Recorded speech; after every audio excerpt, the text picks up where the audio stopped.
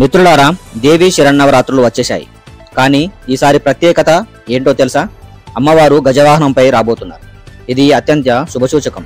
మరో ప్రత్యేకత ఏంటంటే, ఈ ఏడాది నవరాత్రులు సాధారణంగా 9 రోజులు కాకుండా 10 రోజులు జరగబోతున్నాయి.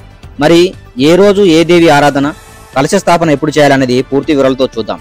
సాధారణంగా నవరాత్రులు ఆశ్వయుజ శుద్ధ ప్రతిపద నుంచి మొదలై నవమి వరకు కొనసాగుతాయి. ఈసారి ప్రతిపద 22 సెప్టెంబర్ రాత్రి 1:23 నిమిషాలకు మొదలై 23 సెప్టెంబర్ 2:55 నిమిషాలకు ముగుస్తుంది. అందుకే 22 సెప్టెంబర్ నే నవరాత్రుల మొదటి రోజుగా పరిగణిస్తారు.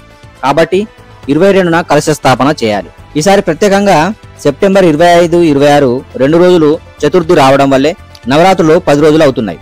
విజయదశమి అక్టోబర్ 2న జరగనుంది. ఇప్పుడు కలశ స్థాపన శుభముహూర్తాలు చూద్దాం.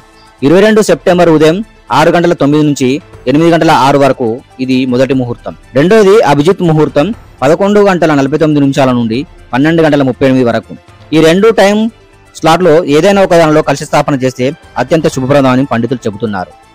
నవరాత్రులు 9 రోజులు అమ్మవారి 9 రూపాలు ఇలా ఉంటాయి.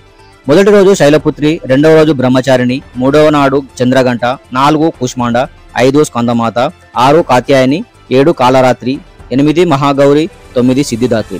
ఈసారి 31 సెప్టెంబర్న మహాష్టమి, 1 అక్టోబర్న మహానవమి, 2న విజయదశమి జరగనుంది. అష్టమి రోజున కన్యాపూజ చేయడం అత్యంత శుభకరం. ప్రతి సంవత్సరం అమ్మవారు వాహనంపై వచ్చేది మారుతూ ఉంటుంది. ఈసారి అమ్మవారు గజవాహనంపై రాబోతున్నారు. దీనివల్ల ఆనందం, శాంతి, సమృద్ధి కలుగుతాయని విశ్వాసం. ముఖ్యంగా వ్యాపార వర్గాలకు, రైతులకు ఇది అత్యంత శుభప్రదం.